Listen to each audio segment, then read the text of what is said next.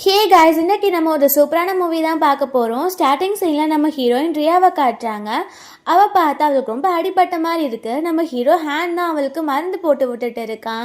So அப்போது நம்ம hero, இந்த அடிலாம் உனக்கு சரியாகிடும், நீ ரெஸ்ட் எடுத்துக்கோ அப்படின்னு சொல்லிட்டு அந்த ரூமை விட்டு போக போகிறான்.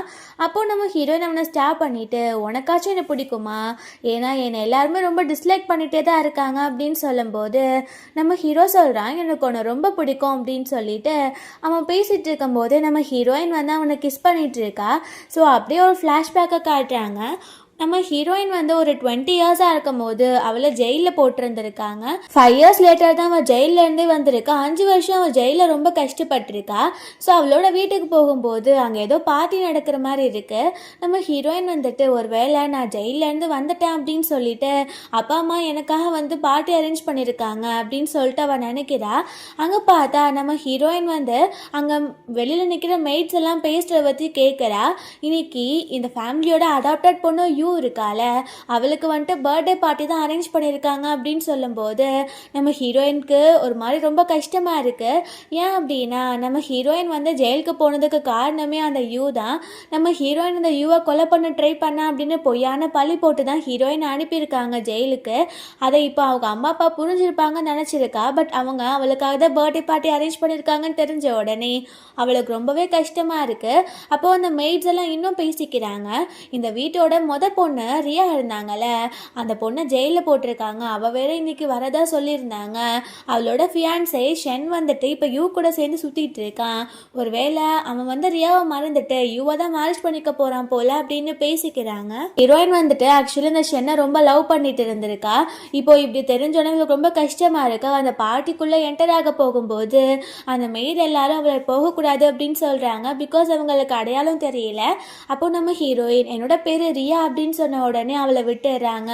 அவள் உள்ளே போனால் அங்கே இருக்க எல்லாருமே அவளை ஒரு மாதிரி தான் பார்க்குறாங்க.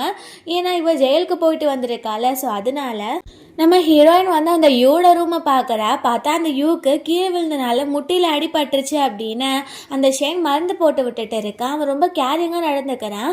அதை பார்க்கும்போது நம்ம ஹீரோயினுக்கு ரொம்பவே கஷ்டமாக இருக்குது. அப்போ அவன் வந்து பக்கத்தில் உட்காந்தானே அந்த யூ சொல்கிறா, இன்றைக்கி தான் என்னோட சிஸ்டருமே ஜெயிலேருந்து வரதா சொன்னாங்க. எனக்கு அவள் திரும்ப வரதே பயமாக தான் இருக்குது. அதுவும் இல்லாமல் எனக்கு இன்னொரு பயம் என்ன அப்படின்னா, நீ என்னை விட்டுட்டு அவளை மேரேஜ் பண்ணிப்பியோன்னு எனக்கு ரொம்ப பயமாக இருக்குது. நீ என்னை விட்டுட்டு போயிடுவியா அப்படின்னு கேட்கும்போது அந்த ஷென் சொல்கிறான், நான் அப்போ கூட அவளை லவ் பண்ணுற மாதிரி சும்மா தான் நடித்தேன். எனக்கு எப்போவுமே ஒன்றை மட்டும்தான் பிடிக்கும். நான் ஒன்றை தான் லவ் பண்ணிகிட்ருக்கேன். அவள் திரும்பி வந்தா என்ன, வரலனா என்ன, எனக்கு அதெல்லாம் ஒரு ப்ராப்ளமே கிடையாது அப்படின்னு சொல்கிறான். நம்ம ஹீரோயின் இதெல்லாம் கேட்டுட்டு செம்ம டென்ஷன் ஆகிட்டு அங்கே ஒயின் எடுத்துகிட்டு வந்து அவன் மூஞ்சில் ஊற்றிடுறா. ஸோ அப்போ இந்த நீ வந்துட்டியா, வந்தோன்னே இங்கே பிரச்சனை ஆக்கிறதுக்கு தான் வருவியா, நான் கண்டிப்பாக அப்பா அம்மா கிட்ட இதை கம்ப்ளைண்ட் பண்ணியே தீருவேன் அப்படின்னு சொல்லும்போது அவள் வந்துட்டு அந்த ஷென்னையுமே அங்கேருந்து கூட்டிகிட்டு போயிடுறா. ஸோ திரும்பி வரும்போது அவங்க அப்பா அம்மாவை கூட்டிகிட்டு வந்திருக்கா. அவங்க அம்மா அப்பா சொல்கிறாங்க, உன்னை நாங்கள் வெல்கம் பண்ண கூட ரெடி ஆகல, நீ அப்போ தான் வந்துட்டு கொலை பண்ண ட்ரை பண்ணி ஜெயிலுக்கு போன, திரும்ப வந்தோடனே வேலையை ஆரம்பிக்கிறியா அப்படின்னு பேசும்போது நம்ம ஹீரோயின் சொல்கிறா, நீங்கள் எப்போ தான் என்னை நம்ப போகிறீங்க, நீங்கள் எப்போவுமே உங்கள் அடாப்டட் பொண்ணு யூவை மட்டும்தான் நம்புவீங்களா, அது எப்படின்னு எனக்கு சுத்தமாக புரியல. தன்னோட பொண்ணு வந்து பண்ணுறதுலாம் தப்பு, பட் அந்த அடாப்டட் பொண்ணு பண்ணுறது மட்டும் சரின்னு உங்களால் நம்ப முடியுதா அப்படின்னு கேட்கும்போது அவங்க அப்பா, நீ என்ன ஓவராக பேசிகிட்டு இருக்க, உன்னை என்ன பண்ணுறேன் பாரு அப்படின்னு சொல்லிட்டு அடிச்சிடுறாரு.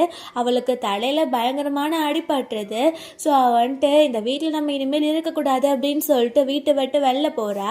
பார்த்தா அவளை பிக் பண்ணுறதுக்கு ஹேண்ட் வந்திருக்கான். ஸோ அதுக்கப்புறம் தான் நம்ம ஹீரோயினை இங்கே கூட்டிகிட்டு வந்திருந்திருக்கான். ஸோ இதெல்லாம் நம்ம ஹீரோயின் ஃப்ளாஷ்பேக்காக யோசித்து பார்த்துட்டு அவனை கிஸ் பண்ண ஸ்டார்ட் பண்ணிவிட்டு டைமும் ஸ்பெண்ட் பண்ணிடுறா. அப்புறம் பார்த்தா மார்னிங் போல் நம்ம ஹீரோ எந்திரிச்சு போய் அவனோட அசிஸ்டன்ட் கிட்ட, நேற்று நைட் வந்துட்டு இவளுக்கு என்ன ஆச்சு அப்படின்னு கேட்கும்போது அசிஸ்டன்ட் நடந்த எல்லாத்தையுமே சொல்கிறாரு.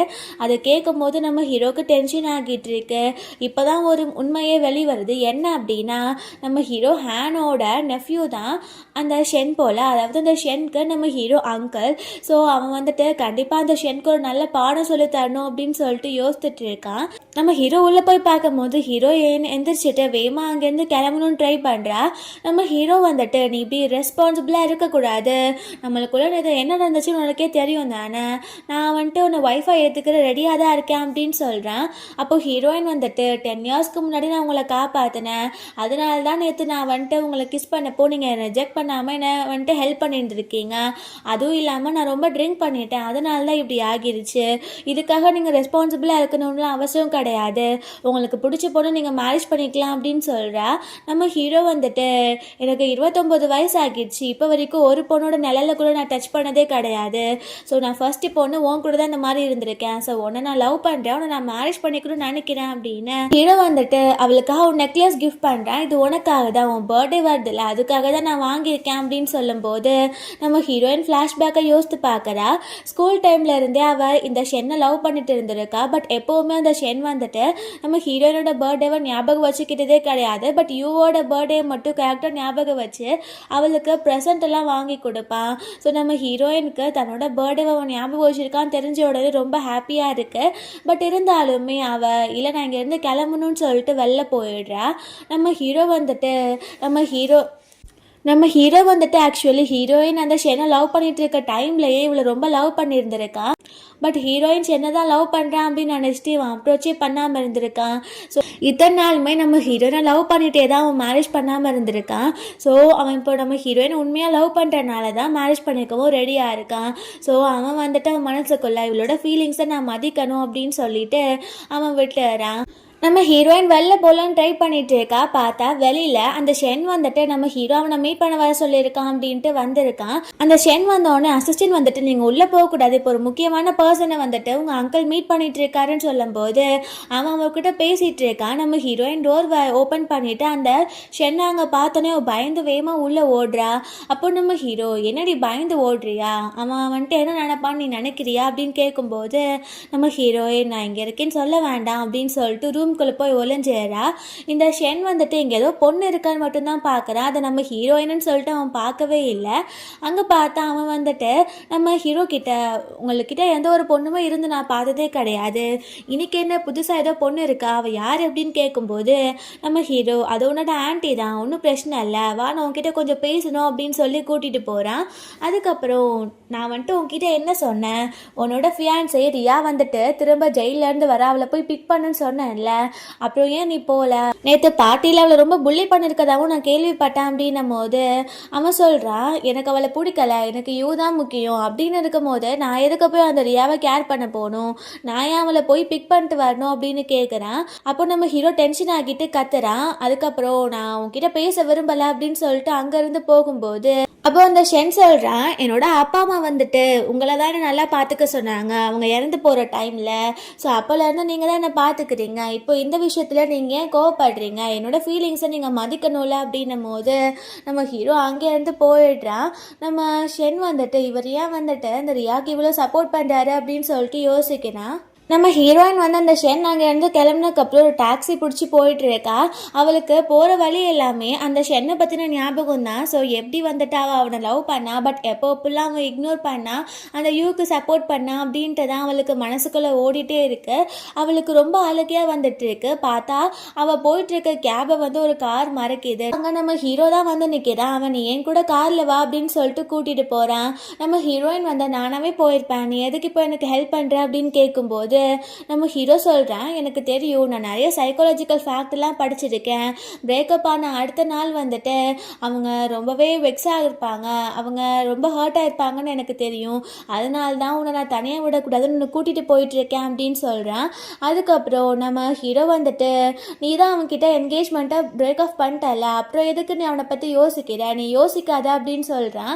நம்ம ஹீரோயினும் சரின்னு சொல்லும் போது அவன் நான் உண்மைக்கு தான் சொல்கிறேன், அவனை மேரேஜ் பண்ணிக்க நான் ரெடியாக இருக்கேன், நான் வந்துட்டு உன்னை மேரேஜ் பண்ணி ரொம்ப நல்லா பார்த்துப்பேன் அப்படின்னு சொல்லும்போது நம்ம ஹீரோயின் அதுக்கு எதுவுமே ரிப்ளை பண்ணல. அவளோட வீடு வந்துடுது.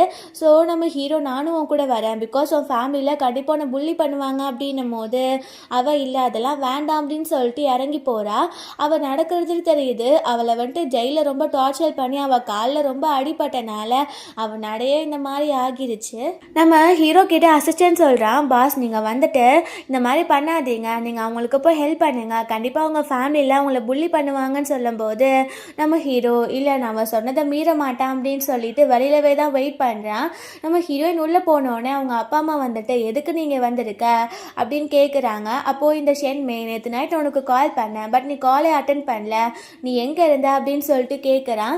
அப்போது நம்ம ஹீரோயின் நான் எங்கே இருந்தால் உனக்கு என்ன கவலை, உனக்கும் எனக்கும் எந்த ஒரு சம்மந்தமும் கிடையாது, நம்ம என்கேஜ்மெண்ட்டை நான் பிரேக் ஆஃப் பண்ணிட்டேன், ஸோ இதுக்கப்புறம் நீ என்கிட்ட கொஷின் கேட்காத அப்படின்னும் போது அவங்க அப்பா அம்மா வந்துட்டு நீ என்ன ஓவராக எதிர்த்து பேசிகிட்டு இருக்கன்னு சொல்லும் போது அவள் ஒரு அக்ரிமெண்ட் மாதிரி கொடுத்துட்டு இதுக்கப்புறம் உங்களுக்கும் எனக்கும் எந்த ஒரு சம்மந்தமும் கிடையாது, என்னை வந்துட்டு உங்களோட பொண்ணுன்னு சொல்லிக்காதீங்க, நானும் நீங்கள் என்னோட அம்மா அப்பான்னு சொல்ல ரொம்ப அசிங்கப்படுறேன் அப்படின்னு பேசுகிறா.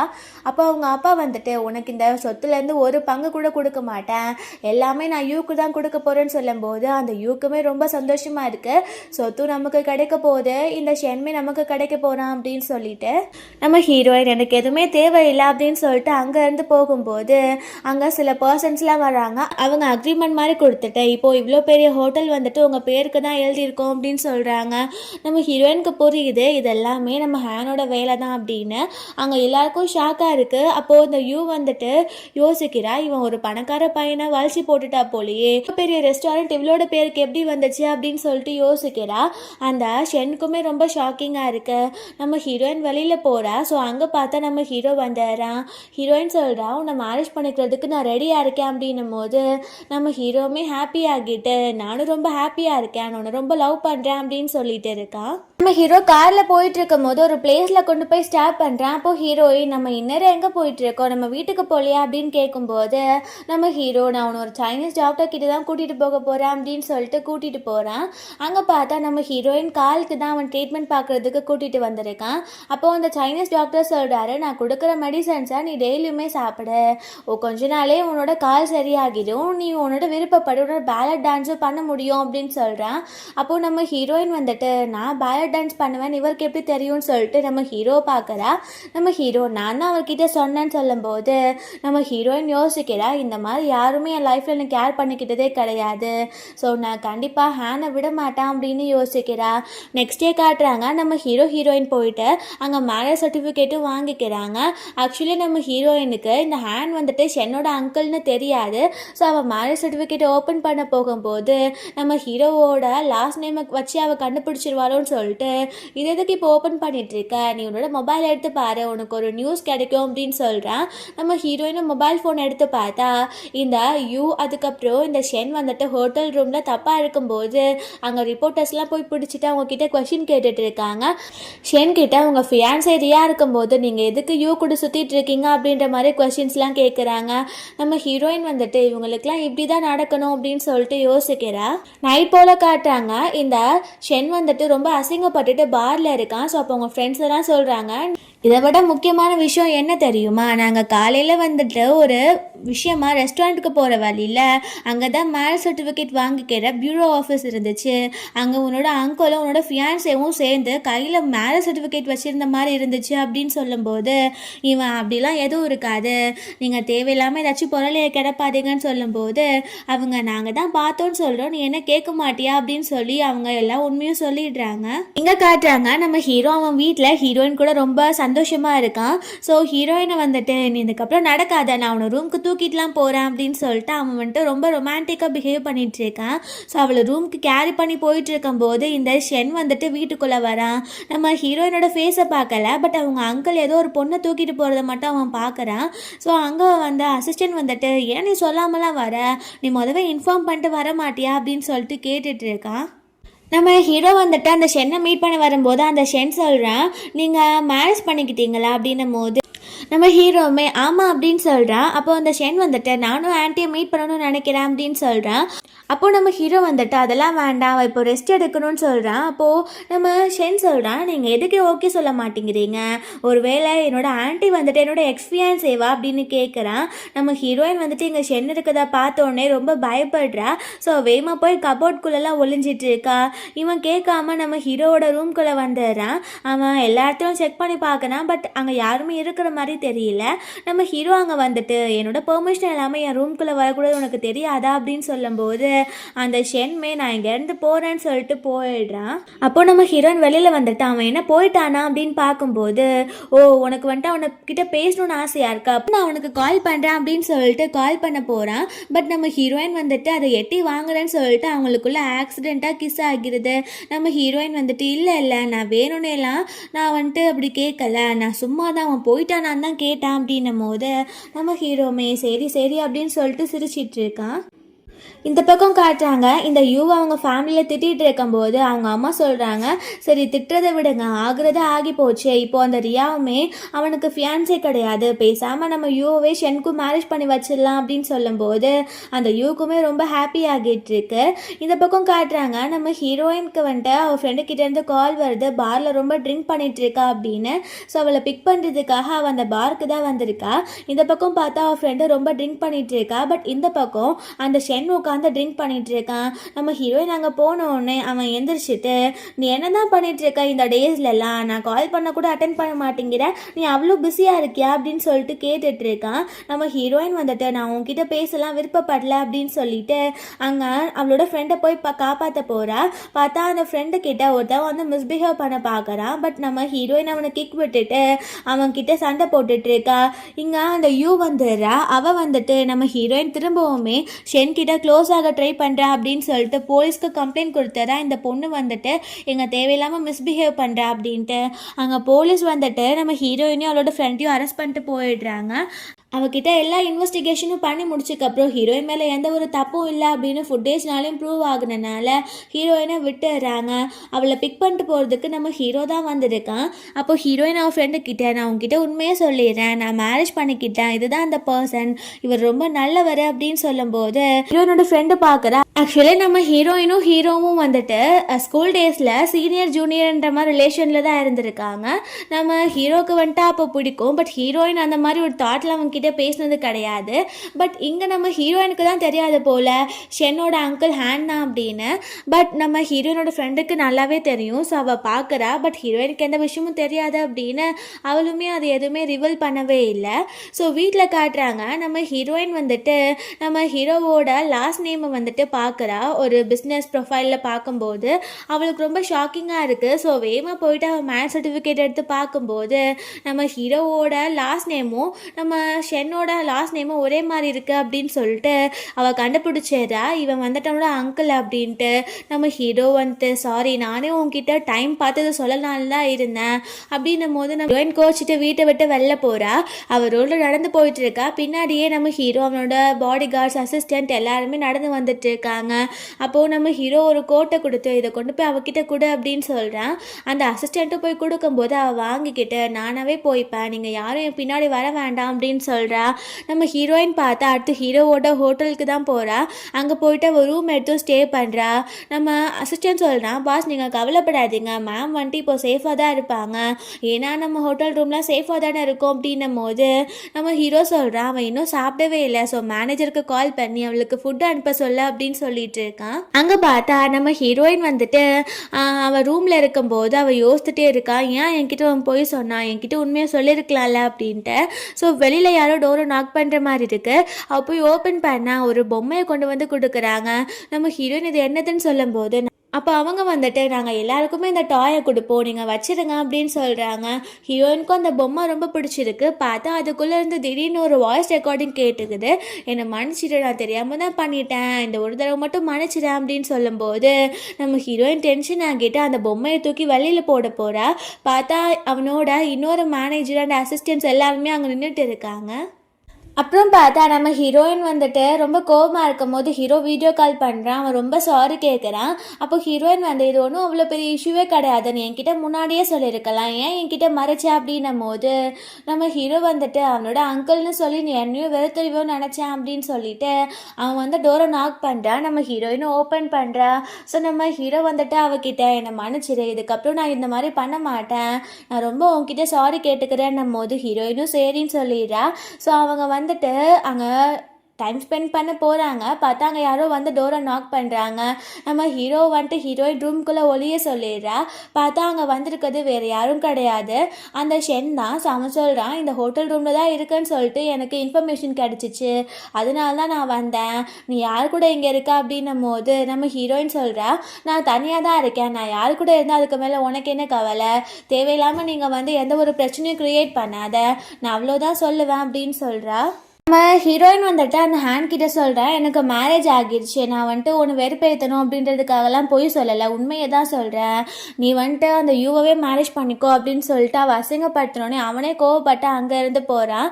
நம்ம ஹீரோ வெளியில் வரும்போது அவள் வந்துட்டு நான் இங்கே தனியாக இருக்குன்னு நினைக்கிறேன் அப்படின்னு சொல்லிட்டு வெளியில் அனுப்பி விட்டுடுறா. அப்புறம் அவள் சொல்கிறா, நான் வந்துட்டு ஒரு மாதிரி அசிங்கமாக ஃபீல் பண்ணுறேன், என்னோடய எக்ஸ்பீரியன்ஸுக்கு இப்போ நான் ஆன்ட்டி ஆகிட்டேன், நான் ஐயோ என்னடா கடவுளை இது அப்படின்னு சொல்லிட்டு யோசிக்கும் போது அவளுக்கு கால் வருது, அவங்க தாத்தாவுக்கு வந்துட்டு ஹார்ட் அட்டாக் வந்துருச்சு அப்படின்னு. ஷென்க்கும் நம்ம ஹீரோயினுக்கும் இப்போ வெட்டிங் ஆக போகிறது இல்லைன்னு தெரிஞ்சக்கப்புறம் தான் அவங்க தாத்தாக்கு இப்படி ஆகியிருக்கு. ஸோ நம்ம ஹீரோயின் வந்துட்டு வேகமாக ஹாஸ்பிட்டல் போயிட்டுருக்கா. இந்த பக்கம் அந்த யூ இருக்கால, அவகிட்ட வந்துட்டு டாக்டர்ஸ் கேட்குறாங்க, இப்போ நீங்கள் சைன் பண்ணுங்கள், அவர் கொஞ்சம் சீரியஸாக இருக்கார், ஸோ அப்போ தான் அவருக்கு ட்ரீட்மெண்ட் பார்க்க முடியும்னும் போது அவள் என்னாலாம் சைன் பண்ண முடியாது அப்படின்னு சொல்கிறா. அவளோட ஒரே மோட்டிவ் இப்போ தாத்தா இறந்து போனால் சொத்து எல்லாத்தையும் அவள் பேரில் எழுதிக்கலாம் அப்படின்றது தான். அங்கே நம்ம ஹீரோயின் வந்துடுறா. அவள் வந்துட்டு இந்த யூவை அரைஞ்சிட்டு, நான் இப்போ சைன் பண்ணுறேன், தாத்தாக்கு நீங்கள் வந்துட்டு இப்போது ட்ரீட்மெண்ட் பாருங்கள் அப்படின்னு சொல்லிட்டு இருக்கா. அங்கே பார்த்தா அந்த ஷென் வந்துட்டு தேவையில்லாமல் இருக்கு நீ யூவை திரும்ப புள்ளி பண்ணிகிட்ருக்கா அப்படின்னும் போது நம்ம ஹீரோயின் சொல்கிறா, எப்போவுமே நீ அவள் பக்கமே தான் இருந்திருக்க, அவள் பண்ணுற தப்பு கூட உனக்கு தெரிஞ்சது கிடையாது, ஸோ ஸ்டார்டிங்லேருந்து அவள் உன்னை ஃபூல் ஆக்கிட்டு இருந்திருக்கா, அவளுக்கு உன்னோட லவ்வெல்லாம் தேவை கிடையாது, உன்னோட பணம் மட்டும்தான் முக்கியம். இப்போது தாத்தா இறந்து போக போகிற நிலமையில இருக்க போது கூட அவளுக்கு வந்துட்டு சைன் போடுறதுக்கு அவ்வளோ கஷ்டமாக இருக்குது அப்படின்னும் போது அங்கே பார்த்தா அந்த யூக்கு என்ன எல்லா உண்மையும் சொல்கிறா அப்படின்ட்டு இருக்கு. அந்த ஷென்னுக்கு இதை கேட்கும் போது ரொம்பவே கஷ்டமாக இருக்குது. ஸோ அங்கே நம்ம ஹீரோ வந்துடுறான். அவன் வந்துட்டு ஹீரோயினுக்காக ஸ்டாண்ட் எடுக்கிறான். ஸோ நம்ம ஹீரோ வந்துட்டு இப்போவுமே இவளோட ஹஸ்பண்ட்னு சொல்லிட்டு அந்த ஷென்னுக்கு புரியவே இல்லை. நம்ம ஹீரோயினை அங்கேருந்து ஹீரோ கூட்டிகிட்டு போயிடுறான். அப்போது இந்த யூ வந்துட்டு நீ அவள் சொல்கிறத நம்பாத, நான் அப்படிலாம் பண்ணவே இல்லைன்னு சொல்லும்போது நம்ம ஹீரோ அவளை தள்ளிட்டேன். ஷென் வந்து அவளை தள்ளிட்டு அங்கேருந்து போயிடுறான். ஸோ அவன் போயிட்டு பயங்கரமாக ட்ரிங்க் பண்ணிகிட்டு இருக்கான். ஸோ ஒரு தடவையும் அந்த யூ வந்துட்டு நம்ம ஹீரோயின் மேலே பழி சொல்லிட்டே இருந்திருப்பாள். அந்த டைமெல்லாம் யோசித்து பார்த்துட்டு நான் தான் ரொம்ப தப்பு பண்ணிட்டேன் போல் அப்படின்னு சொல்லிட்டு யோசிக்கிறான்.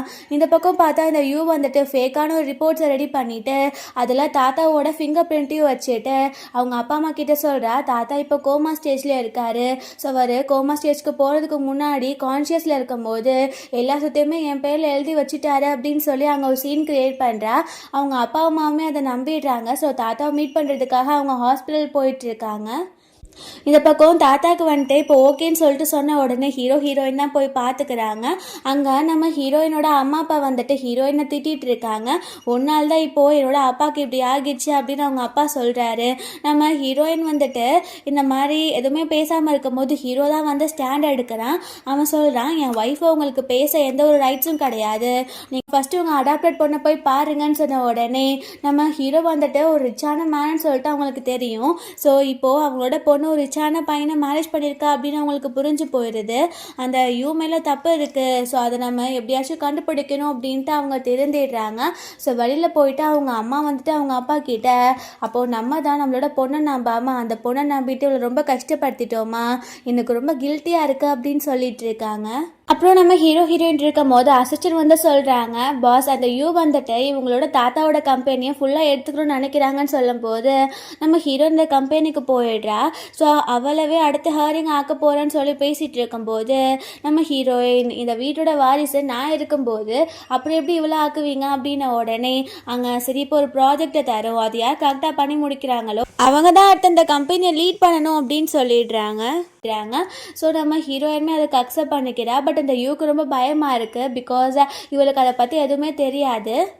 இங்கே ஷென் பார்த்தா அதுக்கு ஒரு ஹெட் மாதிரி இருக்கான், அவனுமே உங்கள் கம்பெனியில் தான் ஒர்க் பண்ணிட்டு இருந்திருக்கான். ஸோ நம்ம ஹீரோயின் பண்ணுறதுனா நல்லா இருக்கு அப்படின்னு சொல்லிட்டு அவனுமே ஹீரோயினை தான் செலக்ட் பண்ணுறான். ஸோ இந்த யூக்கு வந்துட்டு இது கிடைக்காம போயிடுது. வீட்டில் காட்டுறாங்க இந்த யூ வந்துட்டு அவங்க அப்பா அம்மா கிட்ட டென்ஷனில் எல்லாத்தையும் உளறிடுறா. நான் ஸ்டார்டிங்லேருந்து அவளை தப்பாகவே போர்ட்ரேட் பண்ணதே இந்த சொத்துக்காக தான், இப்போ அந்த சொத்தை எனக்கு இல்லை, இப்போ நான் என்ன பண்ணுவேன் அப்படின்னும் போது தான் அவங்க அப்பா அம்மாவுக்கு புரியுது இந்த யூ ரொம்ப மோசமானவ அப்படின்னு சொல்லிட்டு அவளை வீட்டை வீட்டை விட்டுமே துரத்தி விட்டுடுறாங்க. இப்போ ஒரு சக்ஸஸ் பார்ட்டி மாதிரி அரேஞ்ச் பண்ணியிருக்காங்க. அதில் நம்ம ஹீரோயின் கிட்ட போய் அவங்க அம்மா அப்பா பேசுகிறாங்க. நம்ம ஹீரோயின்மே அவங்க ஏதோ தெரியாமல் பண்ணிட்டாங்க அப்படின்னு சொல்லிட்டு மன்னிச்சு ஏற்றுக்கிறா. ஸோ வெளியில் ஹீரோயின் வந்து நடந்து போயிட்டு இருக்கும்போது நம்ம ஷென் போயிட்டு நான் பண்ணது ரொம்பவே தப்பு, என்னை மன்னிச்சிடு அப்படின்னு சொல்லிட்டு அவன் சொல்கிறான். அப்போது நம்ம ஹீரோயின் வந்துட்டு எனக்கு மேரேஜ் ஆகிடுச்சு, அது உனக்கு தெரியும் தானேன்னு சொல்லும்போது ஷென் சொல்கிறான், அது எனக்கு நல்லாவே தெரியும், என்னோட அங்கிளை தான் நீ மேரேஜ் பண்ணியிருக்க, நான் திரும்ப என்கிட்ட வந்துடுன்னா சொல்ல மாட்டேன், என்னோட அங்கிள் உனக்கு கண்டிப்பாக உன்னை நல்லா பார்த்துப்பாரு, ஏன்னா அவர் என்னையுமே ரொம்ப நல்லா தான் பார்த்துக்கிட்டாரு, ஆனால் என்னை மன்னிச்சிட்டேன்னு மட்டும் நீ சொல்லு அப்படின்னும் போது நம்ம ஹீரோயின்மே உன்னை மன்னிச்சிட்டேன் அப்படின்னு சொல்லிடுறா. அப்புறம் பார்த்தா நம்ம ஹீரோயின் வந்து ரொம்ப சந்தோஷமாக அவங்க லைஃப்பை லீட் பண்ணிகிட்டு இருக்காங்க. இந்த ஷென் பார்த்தா வேற ஒரு பொண்ணை லவ்வும் பண்ணல, மேரேஜும் பண்ணிக்கல, நம்ம ஹீரோயினை நடிச்சிட்டே அவரோட லைஃப்பை லீட் பண்ணிகிட்டு இருக்கான். ஸோ ஒரு 1 இயர் லேட்டாக காட்டுறாங்க. இப்போ நம்ம ஹீரோயின் ப்ரெக்னெண்ட்டாக இருந்திருக்கா, அவளுக்கு லேபர் பெயின் வந்துடுது. ஸோ கொண்டு போய் ஹாஸ்பிட்டலில் சேர்த்துருக்காங்க. அங்கே பார்த்தா ஹீரோ பதறிட்டு இருக்கான், ஐயோ இப்போ என்ன ஆக போகுது அப்படின்னு சொல்லிட்டு அவங்க அம்மா அப்பாவுமே அதே மாதிரி தான் பதறிட்டு இருக்காங்க. பார்த்தா ஹீரோயினுக்கு அழகான ஒரு க்யூட்டான பேபி கேர்ள் தான் பிறந்திருக்கு. ஸோ ஹீரோயினுமே ரொம்ப ஹாப்பியாக இருக்காங்க. இப்படியே ஹாப்பி எண்டிங்கோட இந்த மூவி முடிஞ்சிருது. கண்டிப்பாக உங்கள் எல்லாருக்கும் பிடிச்சிருக்குன்னு நினைக்கிறேன். அப்படி பிடிச்சிருந்தா லைக் பண்ணுங்கள், ஷேர் பண்ணுங்கள், கமெண்ட் பண்ணுங்கள், அண்ட் மறந்துடாமல் சப்ஸ்கிரைப் பண்ணுங்கள். By guys.